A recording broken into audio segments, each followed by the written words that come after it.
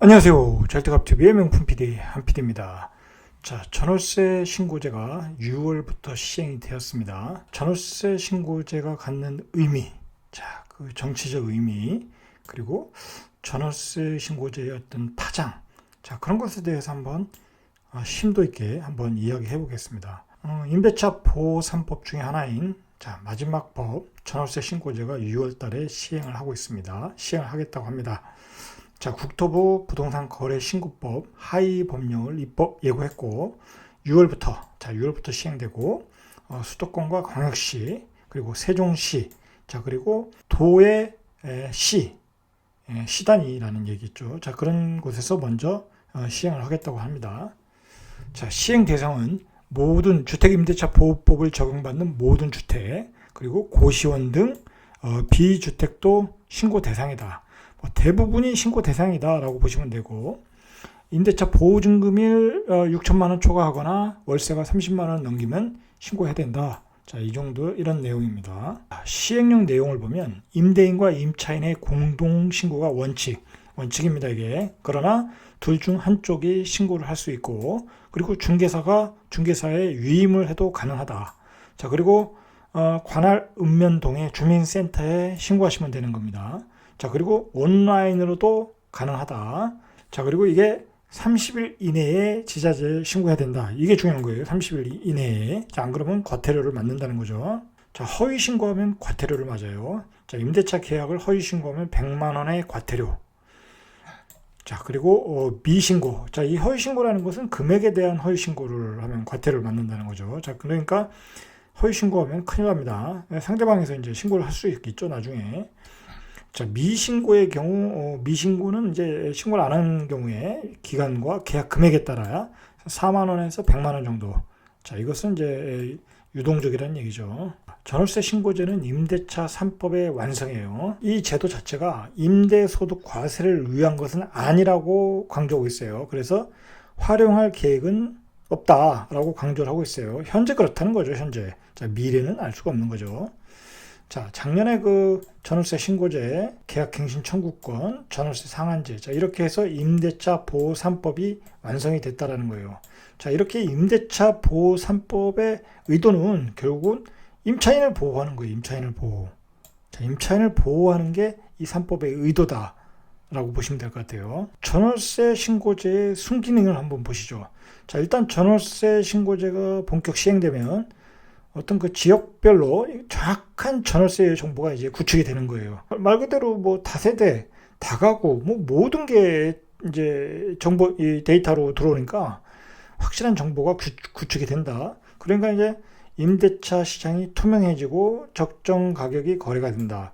자, 임대차 시장이 투명해진다. 이건 뭔 얘기인지 모르겠어요. 뭐 임대차 시장이 언제 뭐 허위 신고를 하거나 무슨 뭐 가격 거품이 있었나요? 그건 아니겠죠. 자, 중요한 것은 임차인을 보호하는 기능이 강화된다. 자, 그리고 이제 이러한 그 데이터가 쌓이다 보면 정부가 어느 지역의 가격이 올라간다, 어느 지역에 임대주택이 모자른다라는 것을 파악을 하면 어떤 주거복지 정책을 수립하는데 어떤 정확한 근거로 삼을 수 있다는 거죠. 자, 이 얘기는 뭐냐면 이러한 데이터가 쌓인다는 얘기는 정부가 임대시장에 적극적으로 개입을 했다. 자, 정부 공공이 임대시장에 적극적으로 개입했다. 자, 이 얘기는 민간이 임대시장에서 유축이 된다. 정부가 계속해서 모자라는 부분에 대해서 공급을 하니까 민간이 끼어들 구석이 없어지는 거죠. 임대차 보호 3법, 임차인을 보호하는 건데 이게 과연 전세 가격의 안정에 도움이 되는가? 그리고 시장은 공급 물량이 핵심인데 공급 물량을 공급하는데 순기능을 할 것인가? 이제 그게 포인트라는 거죠. 전월세 신고제의 핵심은 뭐냐면 이 정부가 모두 다 들여다본다라는 거예요. 임대차 거래 상황, 임대차 가격, 그리고 임대인, 즉 소유자의 어떤 그 상황, 자, 모든 것을 다 들여다본다라는 거예요. 자, 정부는 임차인은 적정 가격으로 계약을 할 수 있다. 모든 정보가 노출되니까. 그리고 임대인의 탈세나 임대료 폭등도 막을 수 있을 거라고 정부는 예측을 한 거예요. 자, 이게 과세 기준으로 활용 않는다고 하지만은 임대인의 탈세를 막을 수 있다는 거잖아요. 결국은 이제 이런 게 이제 종합소득세, 국세청과 연관돼서 이제 종합소득세에 반영되는, 자, 그리고 건강보험에도 반영되는, 결국은 어떤 과세 기준이 될 수밖에 없는 거예요. 과세 기준이. 자, 그건 뭐 어쩔 수 없는 거죠. 이 문제는 뭐냐면 그 임대인의 탈세, 임대료 폭등을 막을 수 있다면은 민간 시장에서 임대사업자가 자꾸 줄어들겠죠. 그러니까 시장에서 임대사업자는 줄어든다고 보셔야 되죠. 자, 그리고 정부가 전월세 시장의 동향과 추이를 빠르게 파악을 하겠죠.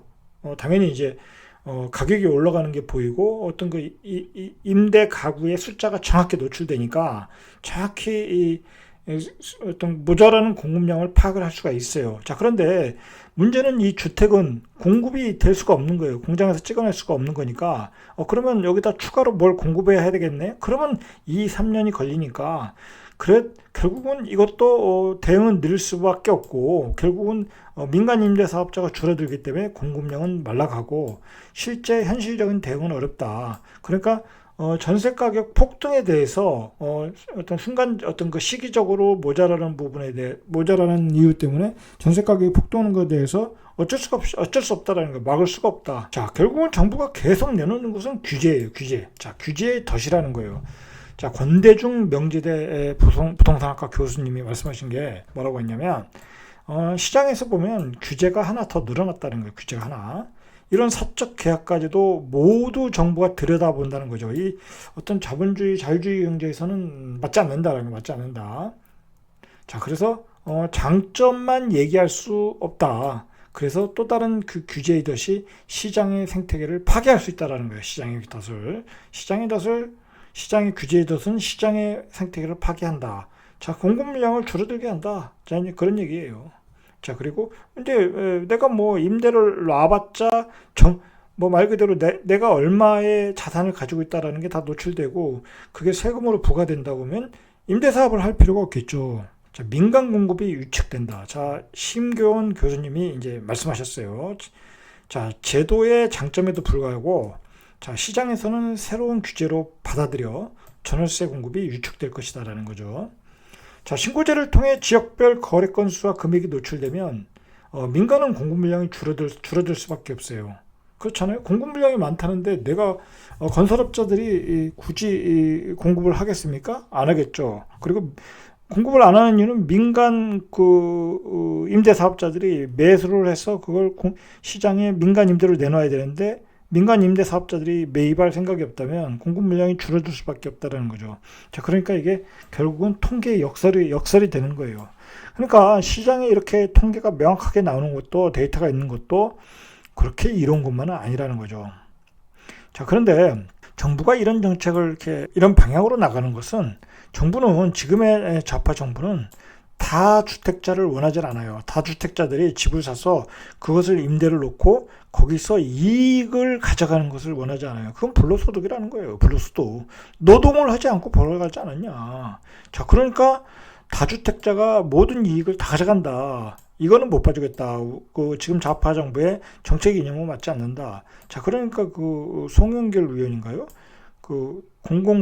재개발 개발 지역에서 전세입자도 이익을 가져가야 된다. 이익 공유제를 주장하지 않습니까? 자, 이런 게 그런 맥락이에요. 이런 게. 대신에 이러한 전월세 신고제를 통해서 정부가 추구하는 방향은 민간 대신 공공이 공급자의 역할을 대신한다. 지금 좌파 정부가 주장하는 게 계속 공공이잖아요. 공공재개발, 공공재건축, 공공임대 모든 것을 책임지겠다는 거, 집을. 자, 그런데 공공임대주택을 200만 원, 300만 원, 공공주택을 200만 원, 300만 원 주겠다고 했는데 이런 재원이 있느냐 이거예요. 예산이 있느냐. 자, 그게 문제죠. 자, 그런데 우리가 정부가 지금 내놓는 25개, 26개의 어떤 규제는 다 결국은 한 방향으로 가고 있다는 거예요. 한 방향으로. 자, 임대차 보호 3법으로 인해서 시장의 임대 물량, 공급 물량이 위축되고 있다는 거죠. 자, 그리고 보유세, 종부세를 또 폭탄 때리니까 전세가 소멸되고 있죠. 보유세를 내야 되니까 종부세를 월세로 받아서 내야 되니까 전세가 월세로 전환하더라는 거예요. 자, 그리고 분양가 상한제 지역에서 실거주 요건을 강화했어요. 그러면 2년, 3년, 5년, 8년짜리도 있어요. 자, 그러면 그 기간 동안에 신축 전세도 안 나오고 신축 매매도 안 나온다. 거래가 안 된다. 거래할 물건이 없다라는 거예요. 자, 그러한 그 부분을 정부가 다 공급해 주겠다는 거예요. 공공임대로. 그런데 문제는 앞에서 얘기했듯이 그 재원이 어디에서 나오냐 이거예요. 자, 결국은 이러한 대책은 갈수록 전세 물량을 줄여줄 수밖에 없고, 그래서 정부가 지금 3기 신도시를 공급할 수밖에 없어요. 정부도 이걸 모르겠습니까? 시장의 공급 물량이 계속 말라갈 수밖에 없다. 그러니까 지금 LH 사태에도 불구하고 3기 신도시 2차 예정지를 추진할 수밖에 없는 거예요. 자, 그런 흐름이다 라고 보시면 되겠죠. 자, 결국은 임대차 보호 3법 그리고 전월세 신고제. 자, 이것의 칼날은 어디로 가냐? 바로 이제 신문에서도 얘기하고 모든 전문가들이 다 얘기하는 게 추가 가세가 우려된다는 거예요. 추가 가세. 자, 정부는 추가 가세나 표준 임대료 도입에 활용 가능성이 없다고 그래요. 없다. 자, 그런데 전문가들은 우려를 하고 있다. 자, 그리고 이 심교훈 교수님이 이야기하기를, 자, 사실 시장에서 우려하는 건 전월세 신고제를 새로운 세원을 파악해 나중에 세금을 추가로 부과할 가능성이 있다라는 거예요. 그래서 정부가 거래 정보를 국세청 정보와 취합해서 사용할 수 있다라는 거예요. 아까도 말했듯이 이제 종합소득세를 때리거나, 뭐 건강보험료를 올리거나, 뭐 종부세를 때리는데 뭐 올리거나, 뭐 또 반영을 하거나, 자, 그럴 수 있다라는 거예요. 그게 우려가 된다는 거예요. 이 학계에 계신 분도. 자, 이 교수님 얘기가 정부가 지금은 아니라고 하지만 머지않은 미래에는 이를 바탕으로 실제 증세에 나설 수 있다는 거예요. 자, 왜 증세로 갈 수밖에 없는가? 지금 정부는 복지를 중요시하는 정부잖아요. 그죠? 돈이 있어야 복지를 가능하니까. 결국은 증세를 해야 돼요. 그럼 어디서 증세를 할 것인가 고민을 하겠죠. 이제 회사에서 나오는 법인세를 가지고 할 것인지, 부가가치세를 할 것인지, 일정 부분은 뭐 그런 부분에서 하겠지만, 이제 이렇게 부자들한테 걷어들이는 세금이 많은 저항감이 덜 하겠죠. 자, 그런 부분에서 이제 어떤 기초 작업을 한다는 얘기겠죠. 결국은 전월세 신고제는 과세를 위한 히든 카드가 될 수 있다. 자, 전세값이 크게 오르고 전월세 시장이 혼란스러울 경우 과세 카드로 사용할 수 있다. 자, 이게 뭐겠습니까? 자, 예를 들어서 전월세 가격이 폭등을 하니까 그 폭등한 만큼 세금으로 다 걷어갈 수 있다라는 거예요. 자, 그러니까 결국은 과세 카드가 될 수밖에 없다라는 거예요. 자, 그런 얘기겠죠. 자, 국토부는 그러나 이제 Q&A 자료에서 전월세 신고제 도입이 표준 임대료 규제를 위한 중지 작업은 아니다라고, 아니면 검토한 바 없다고 이야기를 했어요. 자, 이건 뭐 일반적인 얘기죠. 일반적인 얘기. 자, 이런 얘기도 할 필요가 없는 거죠, 사실은. 자, 결국은 이제 전월세 신고제가 다 데이터를 통해서 만들어지면 이제 이 데이터를 통제를 하게 되는 거예요. 자, 이게 뭐냐면, 일단은 임차인들은 아무래도 지금의 좌파 정부를 뭐라 그럴까요? 좌파 정부에 대한 지지층이 더 폭이 넓겠죠. 자, 그런 의미에서 어떤 자신의 지지층에 대한 정확한 움직임이 파악이 되는 거예요. 자, 어떻게 움직이고 어디로 이사를 가고 뭐 그런 것들이 정확히 파악이 된다는 거예요. 자, 그러면 이제 그 임차인들의 어떤 문제점을 파악해서 전세 시장이 좀 문제가 되거나 가격이 급등하거나 뭐 이제 그러면 대책을 마련하겠죠. 자, 그 대책은 공공임대가 될 가능성이 높겠죠. 자, 당연히 이제 공공임대가 자꾸 공급이 되면 민간임대는 축소되겠죠. 자, 원하는 대로 방향을 가고 있어요. 자, 그리고 이제 결국은 이런 데이터를 통해서 가장 문제가 되는 게 다주택자들, 갭 투자자들의 모든 세원이 노출되는 거예요. 모든 세원이 노출된다. 만약에 예를 들어서 어느 지역에서 또 갭 투자들에 의해서 시장이 또 교란이 오거나 또 극성을 부려서 가격이 급등이 온다. 자, 그러면 이 갭 투자들에 대한 과세 카드로도 사용할 수 있다라는 거예요. 과세. 자, 그리고 이러한 전월세 신고제의 임차인들의 임차 상황. 자, 그런 것을 통해서 부족한 부분에 대해서 어떤 새로운 주거복지 체계를 만들어갈 가능성이 많겠죠. 자, 그런 데이터로 사용을 하겠다. 자, 그런 순기능도 있긴 있어요. 자, 결국은 이 전월세 신고제, 임대차 보호 3법은 제일 피해자가 누구냐면 갭 투자자예요. 갭 투자. 자, 이분들에게는 이게 굉장히 위협적인 거. 왜냐면 일단 모든 정보가 노출이 되는 거야. 보통 갭 투자자들 10채, 20채, 30채 가지고 있지 않습니까? 자, 그 수십제 보유가 정확히 드러나는 거예요. 정확히 드러난다. 자, 그러면 이게 통계가 드러나고 그게 막 신문에서 이제 이야기가 나오겠죠. 뭐 20대가 몇십 채, 30대가 몇 채 가졌다더라. 뭐 그렇게 나오면 그렇게 여론이 형성이 돼요. 그리고 여론이 또 그거에 대해서 뭐 댓글을 또 안 좋게 달고 막 그러다 보면 또 어떤 그 성난 댓글이 들어오면 결국은 그거에 대해서 과세를 해야 된다. 뭐 요즘 나오는 얘기 있지 않습니까? 심지어 요즘 예전에 인정했던 임대 사업자들의 혜택을 모두 소급 적용해서 폐지해야 된다. 자, 그런 얘기 나오지 않습니까? 지금 벌써? 자, 그런 얘기가 나올 수 있다라는 거예요. 이 어떤 아직은 우리나라가 이 갭 투자로서 뭐 수십 채를 보유하고 하는 것들에 대해서 투기 수단으로 보고 정부도 그걸 적폐 세력으로 보잖아요. 자, 그러니까 그런 데이터, 그런 그 보유 상황에 대한 모든 세원 자료를 다 노출시키고 10분에서 언론 플레이하면서 어떤 갭 투자들에 대한 징벌적 과세 카드로 이용할 수 있다는 거예요. 자, 그리고 이 경우에 따라는 어떤 그 시장이 너무 교란된다. 뭐 지방시장, 예를 들어서 예전에 수원에 청주처럼 막 단기간에 폭등하던 시절이 있지 않습니까? 자, 그렇게 되면 이 경우에 따라 많은 주택을 보유한 사람은 세무 감시 대상 리스트업에 되는 거예요. 그 사람들은 자연스럽게 리스트업 되는 거예요. 이제 왜 그러냐면 그게 뭐냐면 데이터화 된다라는 것은 국세청, 국토부 뭐 이렇게 다 그 통합망에서 다 볼 수 있다라는 거예요. 다 볼 수 있다. 지역에 따라. 그거 지자체까지 연결될 수도 있다는 거예요. 지자체까지. 자, 그런 아주 무서운 강점이 있다. 데이터화 한다는 거는. 자, 결국은 또 이 세금 부과에도 이용이 될 것이고, 갭 투자 극성 시에 새로운 징벌적 세금 폭탄이 때려질 것이다. 자, 갭 투자는 정부에게 다 노출되는 상태로 간다. 이게 이 전월세 신고제의 칼날이 갭 투자에 가는 이유라고 보시면 돼요. 사실은 이 갭 투자들에게 제일 무서운 것은 전에 갱신 청구권, 표준 임대료 뭐 그런 게 아니에요. 제가 보기에는 전월세 신고제가 갭 투자에게는 가장 무서운 거예요. 자, 핵심을 보시죠. 핵심을. 그러면 왜 좌파 정권들은 공공임대, 공공재개발을 주장하는가? 여러분, 그 좌파의 특징은 뭐냐면 스몰 정부가 아니에요. 큰 정부를 만들어서 어떤 그 국민에 대한 통제력을 강화하는 정부예요. 어떤 우파의 정부는 자유주의 경제, 시장 경제에 맡겨서 약간의 빈부유차가 벌어지고 벌어지는 것도 용인을 하면서 시장의 흐름 따라가는 거예요. 자, 그런데 좌파의 정부는 그런 빈부유차가 벌어지면 정부가 개입해서 그것에 대한 밸런스를 맞춰 가야 된다. 자, 그런 거예요. 결국은 시장을 통제하겠다라는 거예요. 통제. 자, 그리고 길들이기를 하는 거예요. 자, 그런데 이 좌파 정부의 입장에서 보면 이 부동산은 굉장히 네거티브한 거예요. 자, 그래서 살고 있는 주거지와 주거 형태가 정치 성향의 색깔을 좌우한다는 거예요.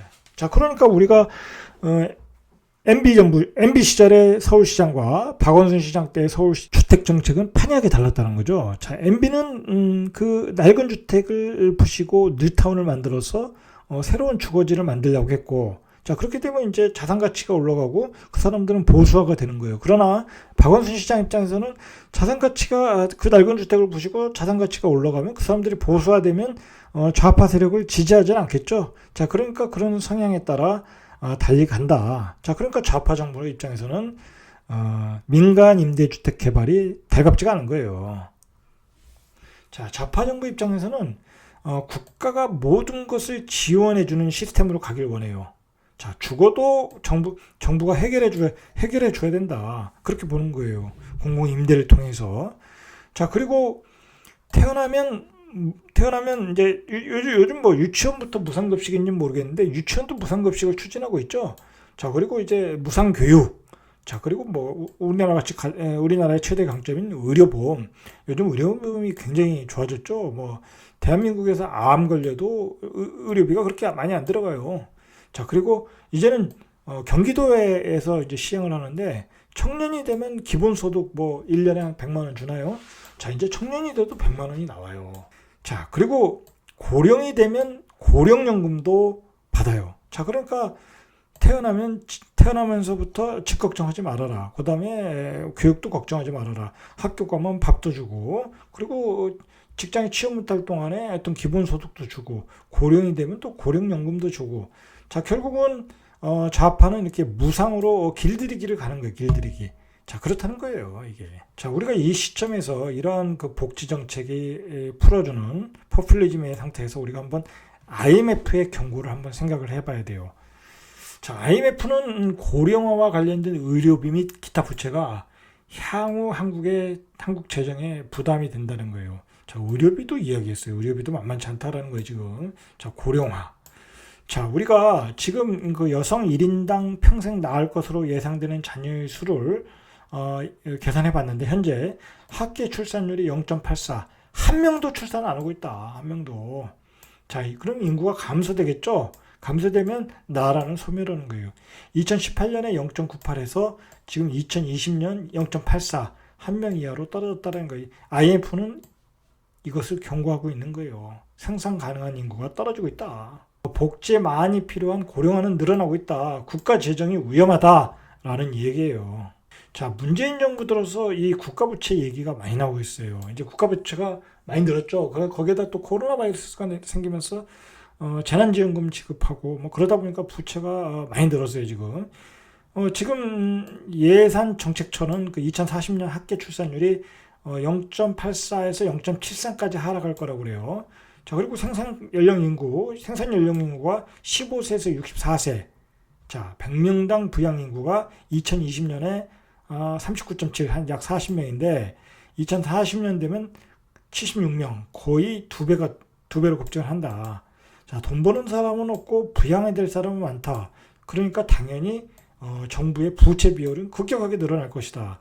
자, 그래서 벌써 지금 53%인데 2026년에 70%. 자, 이제 2040년 되면 뭐 100% 이상 되겠죠. 자, 이게 걱정이 되는 거예요. 이게 뭐 인구 통계학적으로 봐도 그렇다는 거예요.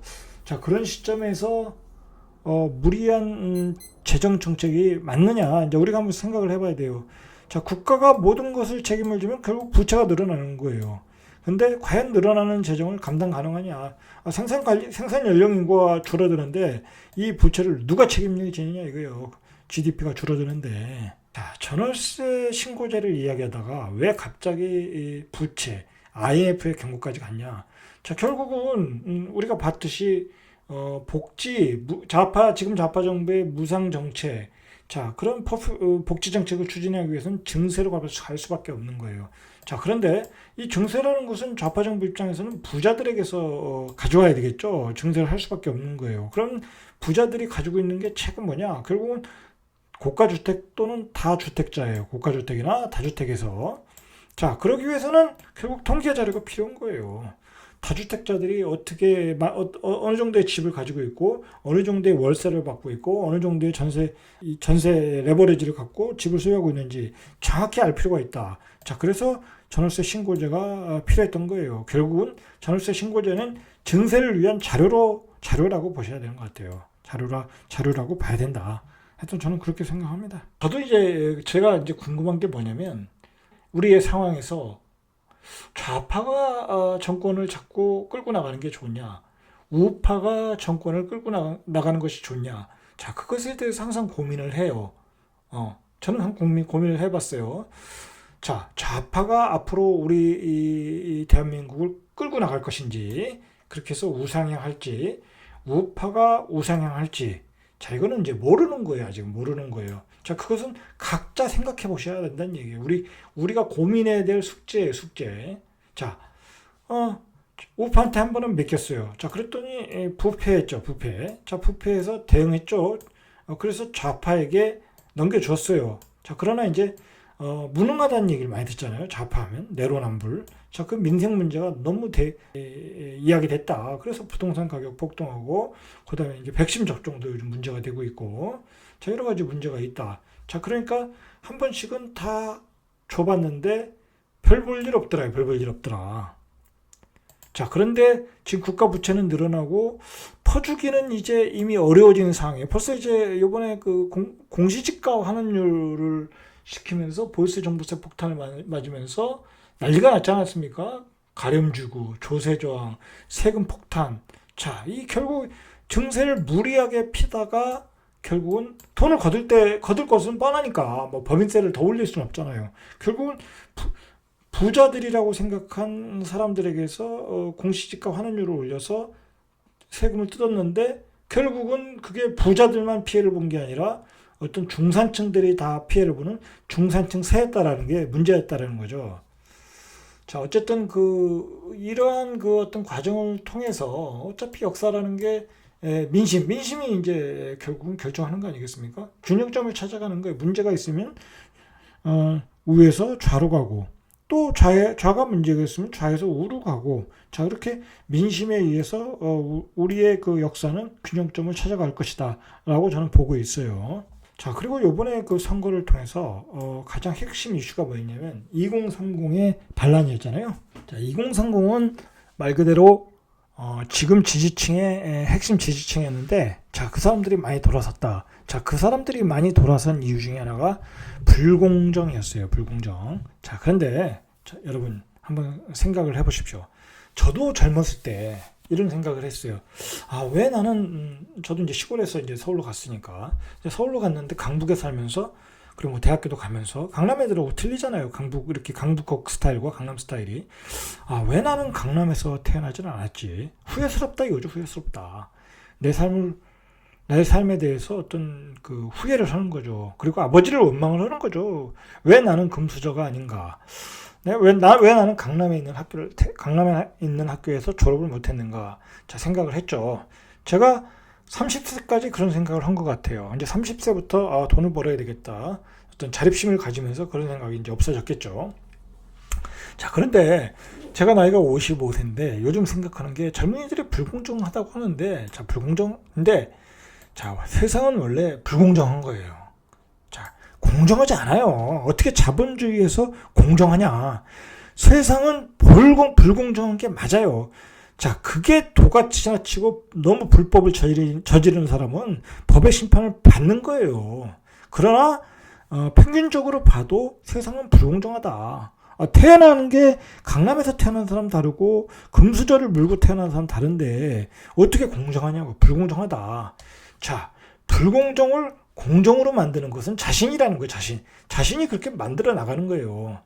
이 자본주의 시장에서는 태어날 때부터 평등이라는 게 없어요. 태어나고 성장을 하는 데서도 평등이라는 건 없어요. 자, 그리고 내 앞에 있는 미래는 다 불공정한 거예요. 저도 마찬가지예요. 제 앞에 있는 모든 앞으로의 미래는 다 불공정한 거예요. 그리고 사회는 어차피 내로남불 사회예요. 내로남불 사회. 아무리 깨끗하다고 하는 그 좌파 정부도 지금 다 내로남불 때문에 다 물러나잖아요. 그 박주민 의원 보세요. 그 좌파 중에 좌파인 사람이. 그러니까 어차피 자기 밥그릇은 다 챙기고 있다. 그러니까 그런 사회에 대해서 깨끗한 척할 필요 없다. 이거 다 인정을 하자라는 거예요. 자, 인정을 하고 우리는 각자가 경쟁하는 사회 속에 사는 거예요. 사는 거. 자, 그런데 여기서 문제가 있어요. 각자가 경쟁하는 것만은 공평해야 된다는 거. 공평해야 된다. 그렇잖아요. 저는 그 각자가 경쟁하기 위해서 공평한 게 뭐냐면 거기서의 국가의 역할이 중요하다고 봐요. 자, 국가. 여러분 그 생각을 해보세요. 저는 참 답답한 게 뭐냐면 우리나라 교육이라는 게 이렇게 틀에 박힌 교육이잖아요.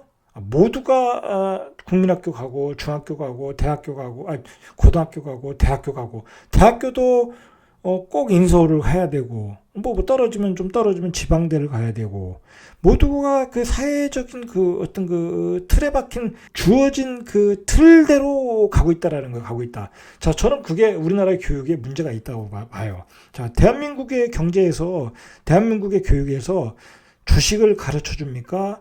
자기가 자립할 수 있는 어떤 경제적 상식을 가르쳐 줍니까? 아무것도 안 가르쳐 준다는 거야. 자, 그러나 부자들은 가르쳐 줘요. 집에서 가르쳐 준다 이거예요. 앞으로 경제 교육도 해주고 주식에 대해서도 알려주고 자산을 어떻게 키워나갈 건가 다 그 부모님 밑에서 가르쳐 주고 자기가 못 가르쳐 주면 다른 교육기관을 통해서 다 배우고 있더라는 거야.